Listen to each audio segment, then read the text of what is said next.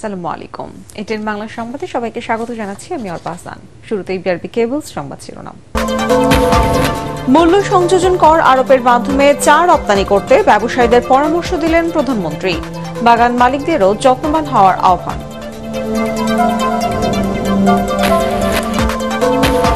BNP দুর্নীতি নিয়ে সোচ্চার, অথচ তাদের দলের প্রধান দুর্নীতির অভিযোগে সাজা খাটছেন, মন্তব্য ওবায়দুল কাদেরের। আজিজ বেনজির আওয়ামী লীগের কেউ নয়। চতুর্থ ধাপের ৬০ উপজেলায় ভোট গ্রহণ বুধবার। আইন সংশোধন করে স্থানীয় সরকারের সব নির্বাচন নির্দলীয় করার সুপারিশ সুজনের।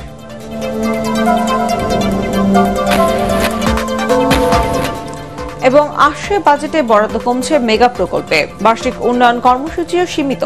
অর্থনৈতিক প্রবৃদ্ধিতে নেতিবাচক প্রভাব পড়তে পারে আশঙ্কা বিশ্লেষকদের। শুনছিলেন বিআরবি কেবল সংবাদ শিরোনাম। এবারে বিস্তারিত। চা শ্রমিকদের প্রতি যত্নবান হতে বাগান মালিকদের প্রতি আহ্বান জানিয়েছেন প্রধানমন্ত্রী শেখ হাসিনা। চতুর্থ জাতীয় চা দিবস উপলক্ষে রাজধানীতে আয়োজিত অনুষ্ঠানে চা শ্রমিকরা ভাসমান থাকবে না বলে জানান তিনি। এ সময় মূল্য সংযোজন কর আরোপের মাধ্যমে চা রপ্তানি করতে ব্যবসায়ীদের পরামর্শ দেন প্রধানমন্ত্রী। বিস্তারিত মনিরুর রহমানের রিপোর্টে। ২০২০ সাল থেকে ৪ জুন দেশে জাতীয় চা দিবস পালিত হয়ে আসছে। এরই ধারাবাহিকতায় রাজধানীর ওসমানী স্মৃতি মিলনায়তনে চতুর্থ জাতীয় চা দিবস উদযাপন ও জাতীয় চা পুরস্কার প্রদান অনুষ্ঠানে যোগ দেন প্রধানমন্ত্রী শেখ হাসিনা। এতে চা শ্রমিকদের পক্ষ থেকে বক্তব্য রাখেন গত বছর প্রথম জাতীয় চা বিজয়ী নারী উপলক্ষী ত্রিপুরা। এ সময় চায়ের উৎপাদন ও চাহিদার সাথে সামঞ্জস্য রাখার কথা বলেন প্রধানমন্ত্রী। বাল্কে চা বিক্রির থেকে যদি ভ্যালু অ্যাডেড করেন তাহলে আপনারা কিন্তু আরো ভালো দাম পাবেন, ভালো পয়সা পাবেন, উপার্জন করতে পারবেন। আর এর চাহিদা কিন্তু সারা বিশ্বব্যাপী প্রতিনিয়ত বেড়ে যাচ্ছে। বিদ্যুৎ সাশ্রয়ে দেশের চা বাগানগুলোতে সোলার প্যানেল স্থাপনের কথা বলেন প্রধানমন্ত্রী। সমস্ত চা বাগানে আমরা যদি সোলার প্যানেল করে দিতে পারি তাহলে অন্তত আমাদের যে ন্যাশনাল গ্রিডে বিদ্যুতের সাশ্রয় হবে, আর স্থানীয়ভাবে যে বিদ্যুতের উৎপাদন হবে নিজেরাও ব্যবহার করতে পারবে, শ্রমিকরাও তাদের বাড়িঘরে ব্যবহার করতে পারবে। আবার আশেপাশে উদ্বৃত্ত থাকলে আমরা ন্যাশনাল গ্রিডেও নিয়ে নিতে পারবো। সরকারের সামাজিক নিরাপত্তা কর্মসূচির আওতায় চা শ্রমিকদের কল্যাণে নেওয়া বিভিন্ন পদক্ষেপ তুলে ধরে সরকার প্রধান জানান, চা শ্রমিকরাও ভাসমান থাকবে না, তাদেরও মাথা গোঁজার ঠাঁই হবে। আমরা যেটা সিদ্ধান্ত নিয়েছি সকল ভূমিহীন গৃহহীন তাদেরকে ঘর করে দিচ্ছি। ইনশাল্লাহ এই চা শ্রমিকরাও এরকম ভাসমান থাকবে না, সেটাই বলে যাচ্ছে যে যা করার করব। যারাই কাজ করান শ্রমিকদের প্রতি যদি আপনারা যত্নবান হন, আপনারা কিন্তু বেশি করে কাজ করাতে পারবেন। শুধুমাত্র তাদেরকে ওই আপনার অধীনস্থ বলে বিবেচনা করলে হবে না। মনে রাখতে হবে তাদের শ্রম ঘাম দিয়েই আপনার উৎপাদন বৃদ্ধি করা উপার্জনের পথ করে দিচ্ছে। এই শিল্পে বিশেষ অবদান রাখায় ৮টি শ্রেণীতে বিভিন্ন কোম্পানি ও ব্যক্তিকে জাতীয় চা পুরস্কার তুলে দেন প্রধানমন্ত্রী শেখ হাসিনা। এবছর শ্রেষ্ঠ চা রপ্তানিকারক নির্বাচিত হয় আবুল খায়ের কনজুমার প্রোডাক্টস লিমিটেড। শ্রমিক কল্যাণের ভিত্তিতে শ্রেষ্ঠ চা বাগান নির্বাচিত হয় ইস্পাহানি লিমিটেডের জেরিন চা বাগান। আর ঘন্টায় ৪৮ কেজি চা পাতা তোলায় এবছর শ্রেষ্ঠ চা পাতা চয়নকারী শ্রমিক নির্বাচিত হন চট্টগ্রামের ফটিকছড়ির নেপচুন চা বাগানের জেসমিন আক্তার। মনিরুর রহমান, এটিএন বাংলা, ঢাকা। বিএনপি এখন দুর্নীতি নিয়ে সোচ্চার, অথচ তাদের দলের প্রধান নেতা দুর্নীতির অভিযোগে সাজা খাটছেন বলে মন্তব্য করেছেন আওয়ামী লীগ সাধারণ সম্পাদক ওবায়দুল কাদের। তিনি বলেন, অর্থ পাচার মামলার সাজাপ্রাপ্ত আসামি হিসেবে দলটির চেয়ারপারসন এবং ভারপ্রাপ্ত প্রধান সাজা খাটছেন। ঢাকা মহানগর উত্তরের প্রতিনিধি সভায় দেওয়া বক্তব্যে তিনি আরো বলেন, বেনজির বা আজিজ কেউই আওয়ামী লীগের নয়। তারা ব্যক্তিগত পর্যায়ে দুর্নীতি করলে তার বিচার করার সাহস আওয়ামী লীগের আছে। এখন আমাদের দলের প্রধান নেতা কে দুর্নীতিবাজ, তথ্য প্রমাণ নিয়ে আসা। দুর্নীতিবাজ আপনাদের দলে চোরের রাজা, চোরের মহারাজা সবই বিএনপি। বিএনপি হচ্ছে দুর্বৃত্তের জন্মদাতা। আপনি দুর্নীতির বিরুদ্ধে কথা বলেন, আপনার দলের প্রধানই দুর্নীতিবাজ। আওয়ামী লীগ গত 15 বছর ধরে বেআইনিভাবে বিনা ভোটে রাষ্ট্রযন্ত্রকে ব্যবহার করে ক্ষমতা দখল করে আছে বলে অভিযোগ করেছেন বিএনপি মহাসচিব মির্জা ফখরুল ইসলাম আলমগীর। দলের প্রতিষ্ঠাতা জিয়াউর রহমানের 43তম মৃত্যুবার্ষিকী উপলক্ষে আয়োজিত সেমিনারে তিনি একথা বলেন। তার অভিযোগ, স্বাধীনতার স্বপ্নকে বিসর্জন দিয়ে সরকার বিশেষ কিছু ব্যক্তিকে লুটপাটের সুযোগ করে দিয়েছে। নগরের ইনস্টিটিউট অব ইঞ্জিনিয়ার্স বাংলাদেশ মিলনায়তনে আয়োজিত অনুষ্ঠানে দেশের স্বার্থে জনগণের সরকার প্রতিষ্ঠার জন্য সবাইকে ঐক্যবদ্ধ হওয়ার আহ্বান জানান মির্জা ফখরুল। আমাদের বাংলাদেশের জাতীয় আমরা স্বাধীনভাবে বেঁচে থাকতে চাই, যদি সার্বভৌমত্ব রক্ষা করতে চাই, গণতন্ত্রকে যদি ফিরিয়ে আনতে চাই, আমার অধিকার আমি যদি প্রতিষ্ঠিত করতে চাই, আমার ভোটের অধিকার যদি প্রতিষ্ঠিত করতে চাই, তাহলে আমাকে অবশ্যই আজকে আন্দোলনের মধ্য দিয়েই একটা ভয়াবহ দানবীয় সরকারকে সরিয়ে সত্যিকার অর্থেই একটা জনগণের সরকার প্রতিষ্ঠা করতে হবে। উপজেলা নির্বাচনের চতুর্থ ধাপের ভোট গ্রহণ আজ সকাল 8টা থেকে বিকেল 4টা পর্যন্ত চলবে ভোট গ্রহণ। এই দফায় ভোট হবে 60 উপজেলায়। সুষ্ঠু ভোট আয়োজনে সব প্রস্তুতি নেওয়ার কথা জানিয়েছে নির্বাচন কমিশন। এদিকে আইন সংশোধন করে উপজেলা সহ স্থানীয় নির্বাচন নির্দলীয় করার সুপারিশ করেছে সুশাসনের জন্য নাগরিক সুজন। বিস্তারিত জানাচ্ছেন ইকরামুল হক সায়েম।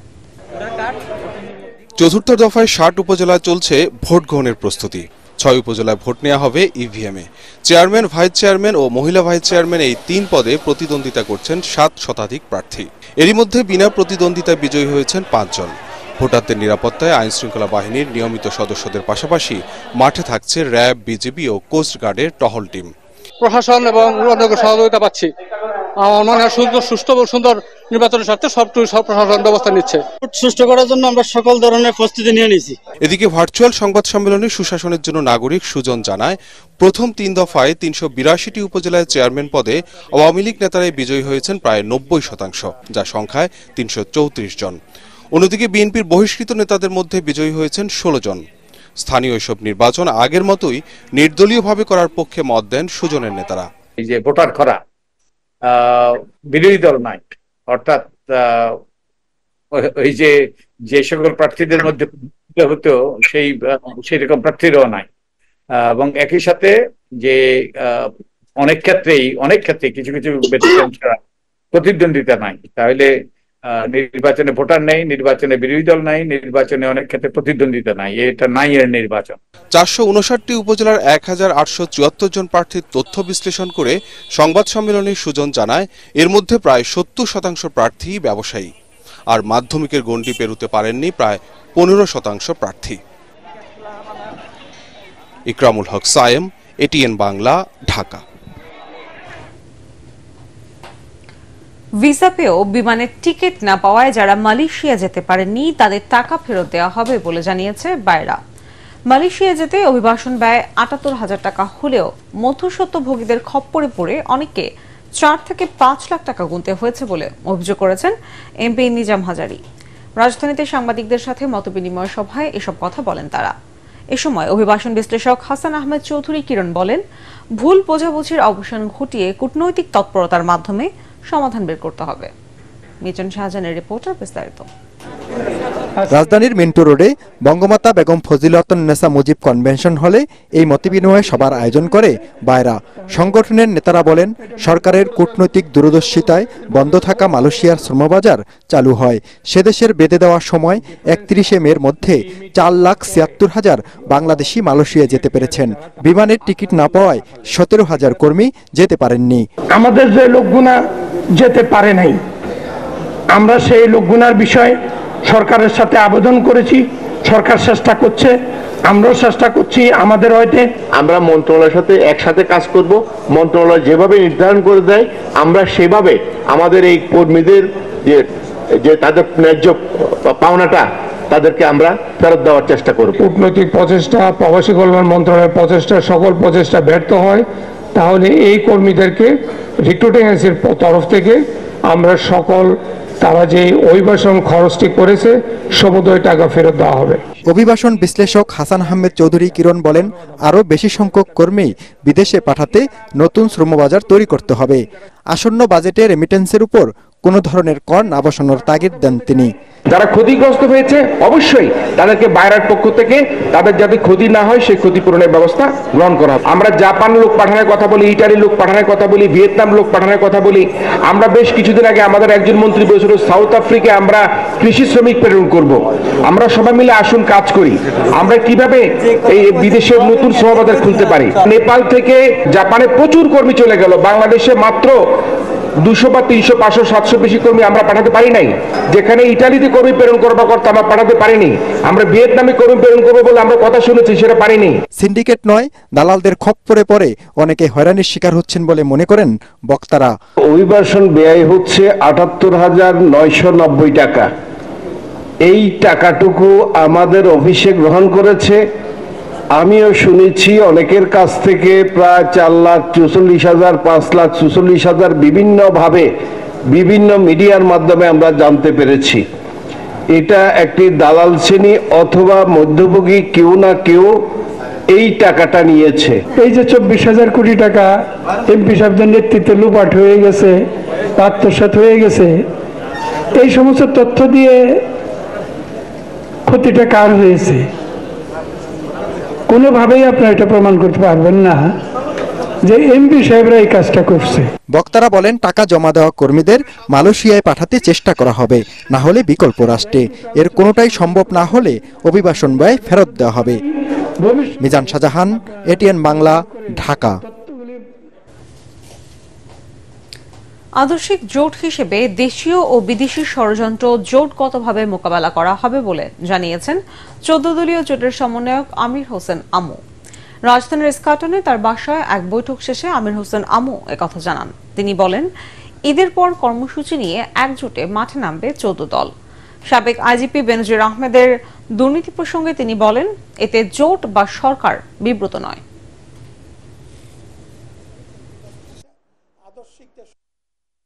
বিগত নির্বাচন কেন্দ্র করে আঞ্চলিক ভিত্তিতে যেটুকু গোলমাল সেটুকু নিরসন করার জন্য অতি শীঘ্রই আওয়ামী লীগের নেতৃবৃন্দের সাথে আমার বৈঠক হবে এবং অতি শীঘ্রই আমরা সেগুলো নিরসন করে ঈদের পর থেকে আমরা পজিটিভ কর্মসূচি গ্রহণ করব। পজিটিভ কর্মসূচি গ্রহণ করার মধ্য দিয়ে আমরা এগিয়ে যাব ইনশাল্লাহ, এটি আমরা স্থির করেছি। এবারে বাজেট প্রসঙ্গ।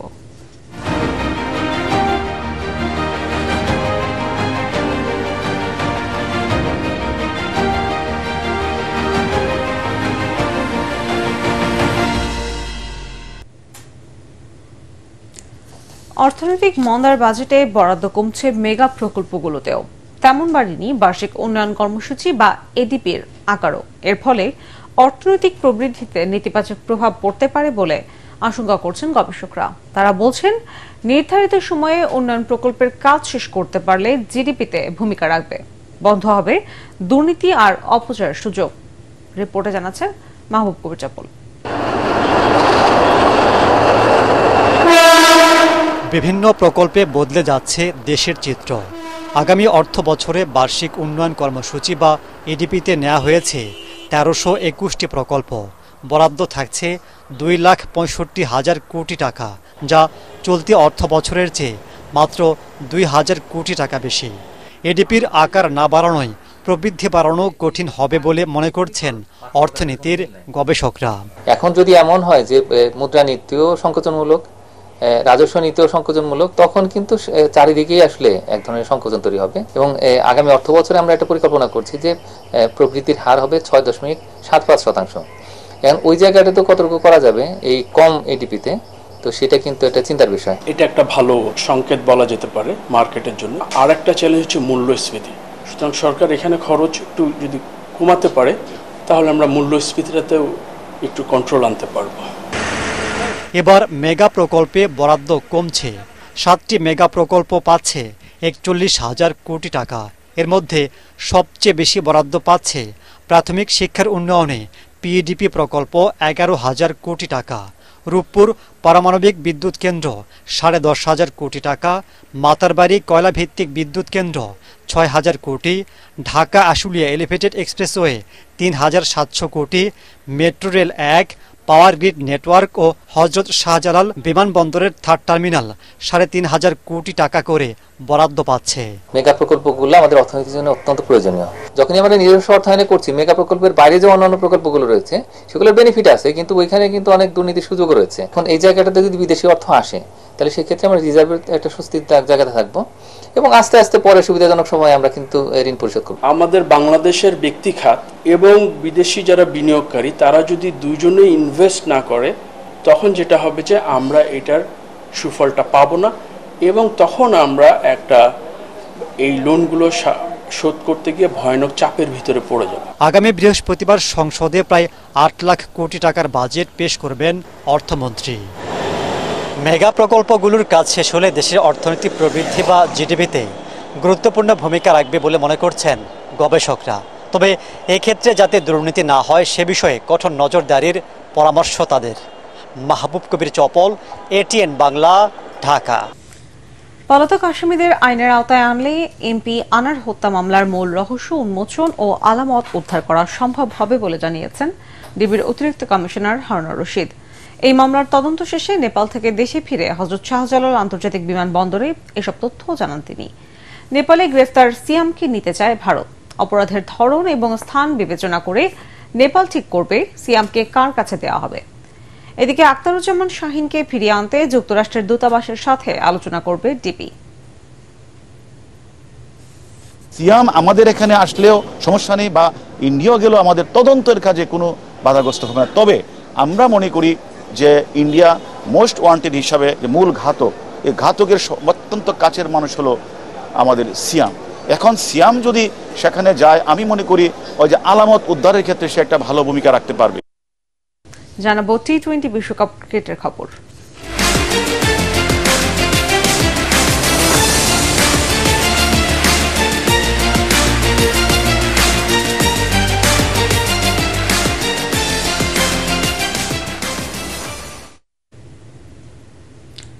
টি-20 বিশ্বকাপের প্রথম ম্যাচ থেকেই খেলতে পারবেন তাসকিন আহমেদ। সংবাদ মাধ্যমে এমনটাই জানিয়েছেন বাংলাদেশ দলের ফিজিও বায়েজিদুল ইসলাম। জিম্বাবুয়ে সিরিজে তাসকিন আহমেদের হঠাৎ চোট পাওয়াটা টাইগারদের জন্য চিন্তার কারণ হয়ে দাঁড়িয়েছিল। তবে চোটে পড়া অন্য পেসার শরীফুল ইসলামকে প্রথম ম্যাচে পাওয়ার সম্ভাবনা নেই বলে নিশ্চিত করেন বাংলাদেশ দলের ফিজিও। পরগামনের রিপোর্টে থাকছে বিস্তারিত। আগামী 7 জুন শ্রীলঙ্কার বিপক্ষে ম্যাচ দিয়ে এবারের টি-20 বিশ্বকাপ অভিযান শুরু করবে বাংলাদেশ। চোটের কারণে যুক্তরাষ্ট্রের বিপক্ষে 3 ম্যাচের টি-20 সিরিজ ও বিশ্বকাপের প্রস্তুতি ম্যাচ খেলতে পারেননি পেসার তাসকিন আহমেদ। মূল আসরে মাঠে নামার আগে তাসকিনকে নিয়ে আশার বাণী শুনিয়েছেন বাংলাদেশ দলের ফিজিও বায়েজিদুল ইসলাম। তাসকিনের চান্স যথেষ্ট ভালো আছে, সেই জন্যই কিন্তু সে ওয়ার্ল্ড কাপ স্কোয়াডে রয়ে গেছে। যদি একদমই ফার্স্ট ম্যাচ ইনশাল্লাহ হয়ে যাবে, কারণ হচ্ছে এই ধরনের ইনজুরিগুলো সাধারণত 4 সপ্তাহের মধ্যেই ঠিক হয়ে আসে। কিছু কিছু ক্ষেত্রে একটু লেট দিলে হলে লাগে, বাট তাসকিনের সোফার প্রোগ্রেস খুবই ভালো আলহামদুলিল্লাহ। সো আমরা হোপফুল যে শ্রীলঙ্কার বিপক্ষে খেলার ব্যাপারে তাসকিনকে নিয়ে দুশ্চিন্তার কিছু নেই বলেও জানান বিসিবির এই ফিজিও। এদিকে ভারতের বিপক্ষে প্রস্তুতি ম্যাচে চোট পেয়েছিলেন শরীফুল ইসলাম। প্রথম ম্যাচে তার খেলার সম্ভাবনা নেই। দক্ষিণ আফ্রিকার বিপক্ষে দ্বিতীয় ম্যাচেও তাকে পাওয়া নিয়ে আছে সংশয়। গ্রুপ পর্বতে 16 তারিখ পর্যন্ত একটা টাইম আছে, তো আর 16 তারিখের আগে অনেক আগে ও যথারীতি সুস্থ হয়ে যাবে আশা করতেছি। এটা এক্স্যাক্টলি এখনই বলা মুশকিল, তবে প্রথম ম্যাচটা পাওয়ার সম্ভাবনা খুবই কম। শরীফুলের অবস্থা জানতে আরো 3-4 দিন সময় লাগবে বলে জানান টাইগারদের ফিজিও বায়েজিদুল ইসলাম। পরাগারমান, ATN বাংলা। জানাবো পার্টিক্স খেলার খবর।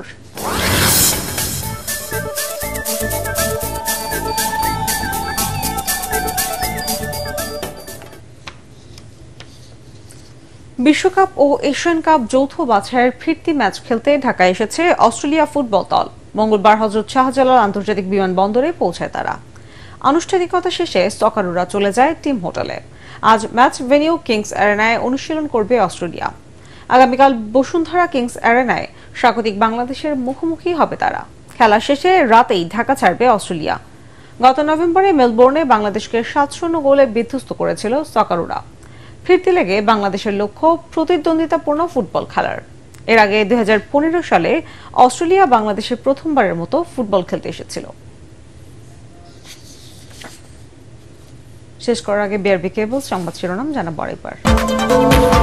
মূল্য সংযোজন কর আরোপের মাধ্যমে চা রপ্তানি করতে ব্যবসায়ীদের পরামর্শ দিলেন প্রধানমন্ত্রী। বাগান মালিকদেরও যত্নবান হওয়ার আহ্বান।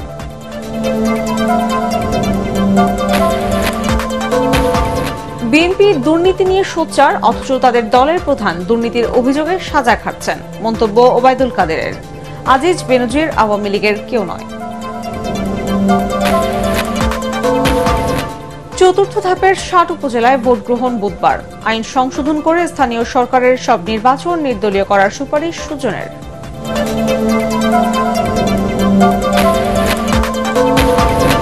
এবং আসছে বাজেটে বরাদ্দ কমছে মেগা প্রকল্পে। বার্ষিক উন্নয়ন কর্মসূচিও সীমিত। অর্থনৈতিক প্রবৃদ্ধিতে নেতিবাচক প্রভাব পড়তে পারে আশঙ্কা বিশ্লেষকদের।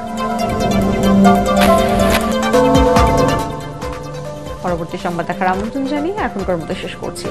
এটিএন বাংলা সংবাদ ইউটিউবে দেখতে ব্রাউজ করুন youtube/এটিএন বাংলা নিউজ। ধন্যবাদ সবাই।